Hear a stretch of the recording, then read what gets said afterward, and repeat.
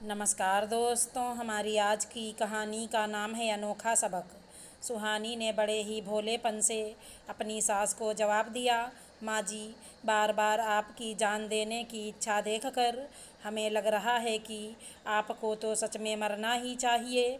अगर आपको सच में मरना ही है तो चलिए हम आपके लिए बढ़िया चंदन की लकड़ी का इंतज़ाम कर देते हैं। क्यों रोहन? कहते हुए सुहानी अपने पति रोहन की ओर देखकर बोली। रोहन ने भी हाँ में सर हिला दिया तो सुहानी ने कहा, आप पंडित जी को बुला लो और मैं पड़ोसियों को खबर कर देती हूँ कि वे भी आकर माँ जी को अंतिम विदाई दें। बहू बेटे के मुँह से अपने मरने की तैयारी सुन सरला जी के हाथ पांव फूलने लगे। वो भागते हुए अपने पति सुरेश जी के पास गईं और रोते हुए बोली, रोहन के पापा, सुना आपने? आपके बेटे और बहू मिलकर मुझे मारना चाहते हैं।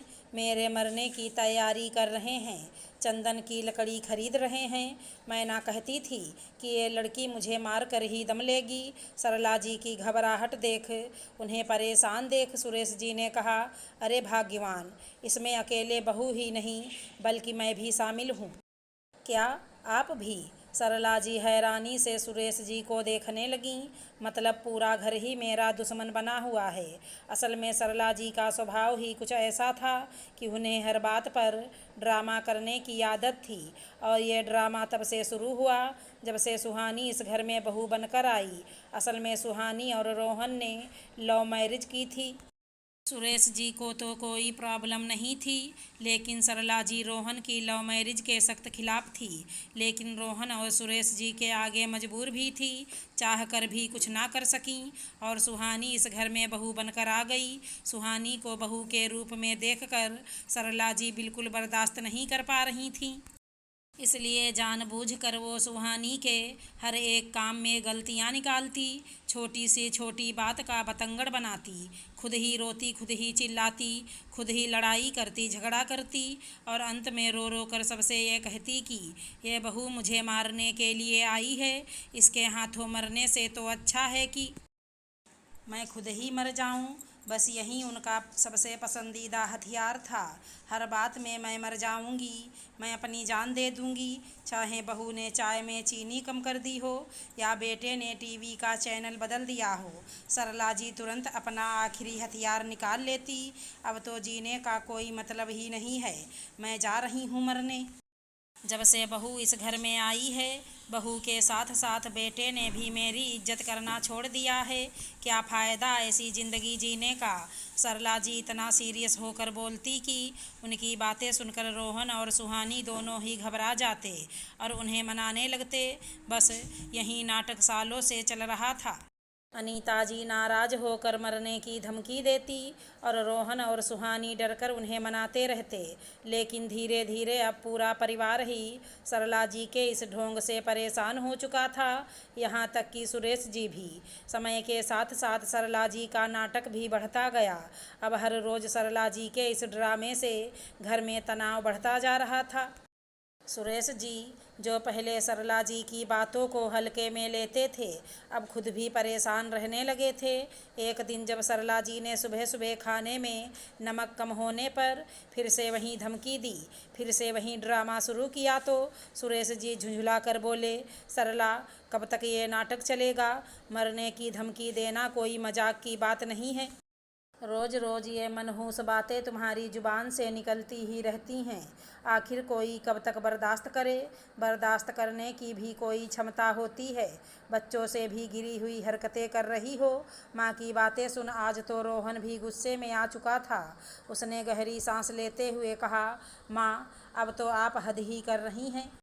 हर छोटी छोटी बात पर ऐसी बातें करना सही नहीं है।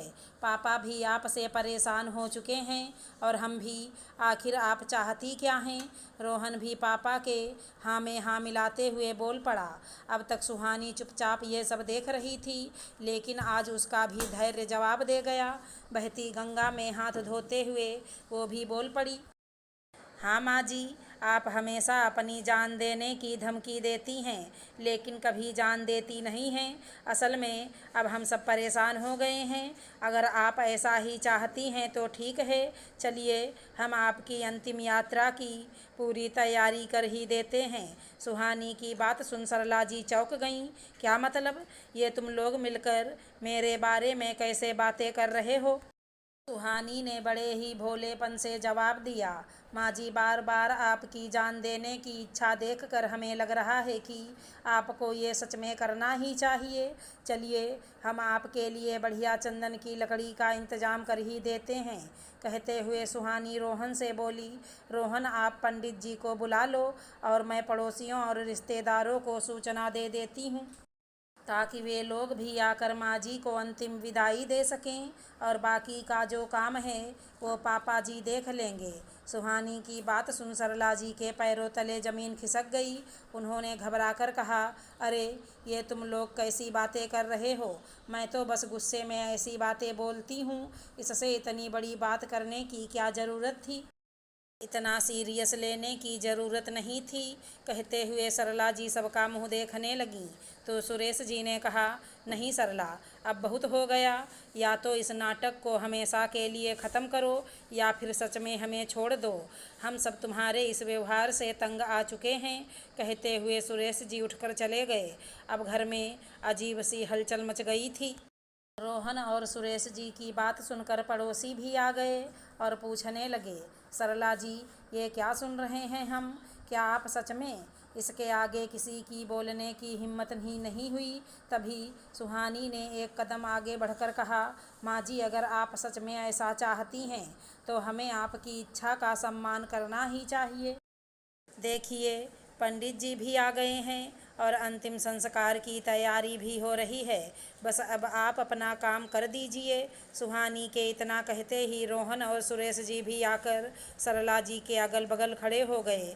सबको यह इंतज़ार था कि आखिर सरला जी अब अपने मरने के लिए कौन सा तरीका अपनाएंगी। सबकी नज़रें अपनी ओर देखकर अब सरला जी के हाथ पांव फूलने लगे। पति, बेटा, बहू, पड़ोसी, सबकी नज़रें सरला जी पर ही थी। अब सरला जी को अपनी गलती का एहसास हुआ। अब वो मन ही मन पछताने लगीं, खुद को ही कोसने लगीं कि कहाँ से मैंने इतना सारा रायता फैला दिया। अब क्या करूँ, क्या कहूँ सबको? ये सब तो लगातार मेरी ओर ही देखे जा रहे हैं। इनकी नज़रें मुझे तीर की तरह चुभ रही हैं। इतनी बेइज्जती तो मैंने अपनी पूरी ज़िंदगी में कभी महसूस नहीं की जितना मुझे आज हो रही है। ऊपर से सुरेश जी बार बार सरला जी से कहे जा रहे थे, अरे सरला, क्या सोच रही हो? जल्दी करो, पंडित जी को लेट हो रहा है, उन्हें कहीं और भी जाना है। आखिर सरला जी कब तक शांत बैठी रहती, कब तक अंदर ही अंदर खुद से लड़ती रहती। अंत में उन्होंने शर्मिंदा होकर कहा, नहीं नहीं, मैं तो बस मजाक कर रही थी। मैं भला क्यों मरने लगी? और आप कैसे पति हो, अपनी पत्नी को मरने के लिए उकसा रहे हो? और तुम रोहन, जीते जी अपनी माँ के मरने की तैयारी कर रहे हो? अरे मैं तो बस ऐसे ही चिढ़कर तुम लोगों से मजाक मजाक में ऐसी बातें करती थी। तुम लोगों ने तो उसे सीरियस ही ले लिया। सरला जी की बात सुन सुरेश जी गंभीर होते हुए बोले, सरला, तुम्हारे इस घटिया वाहियात मजाक ने हमें सालों से परेशान कर रखा है। अब अगर फिर कभी तुमने ऐसी बात की तो हम इसे सीरियस ही लेंगे और इसे सच करके भी दिखा देंगे। सुरेश जी की बात सुन सरला जी डर गईं। माँ का चेहरा देख रोहन हंसते हुए बोला, माँ, अब समझ में आया कि बार बार ऐसी बातें करने से घर में कितनी नेगेटिविटी फैलती है, घर के लोगों पर क्या असर होता है। ये जो भी आज कुछ हो रहा है, आपके इस झूठ और इस मजाक के चलते ही हो रहा है। और क्या प्रॉब्लम है आपको सुहानी से? बस एक यही गलती है ना कि वो लव मैरिज करके इस घर में आई है। बाकी ऐसी कौन सी कमी है जो आप अपनी पसंद की बहू को लेकर आती तो वो करती, जो सुहानी नहीं कर पा रही है? ऐसा क्या कमी छोड़ा है सुहानी ने? इस घर की देखभाल नहीं करती, आपकी इज्जत नहीं करती? पापा की इज्जत नहीं करती, कि आप लोगों की इज्जत मान सम्मान को बचा कर नहीं ले चल रही है, कि आपको टाइम पर चाय पानी खाना नाश्ता नहीं देती, कि आखिर क्या नहीं कर रही है, आखिर क्या चिढ़ है आपको उससे। रोहन की बात सुन सरला जी ने सिर झुकाकर कहा, बेटा मुझे माफ़ कर दो, अब मैं कभी भी ऐसा नहीं कहूँगी। मुझे अपनी गलती का एहसास हो चुका है। कहते हुए सरला जी सुहानी के पास जाती हैं और उससे कहती हैं, बहू तुम भी हो सके तो मुझे माफ़ कर दो, शायद तुम्हें समझने में मुझसे बहुत देर हो गई और मुझे मेरी गलती का एहसास भी हो गया। आइंदा से तुम लोग कभी भी मेरे मुंह से मरने की बात नहीं सुनोगे। कहते हुए सरला जी चुपचाप अपने कमरे में चली गईं।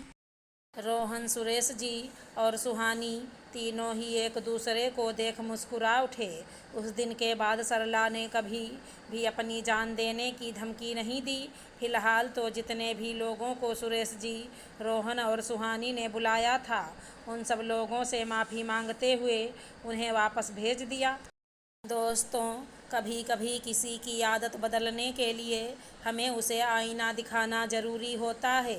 सुहानी और पूरे परिवार ने मिलकर सरला जी को ऐसा सबक सिखाया कि वो ज़िंदगी भर नहीं भूलेंगी।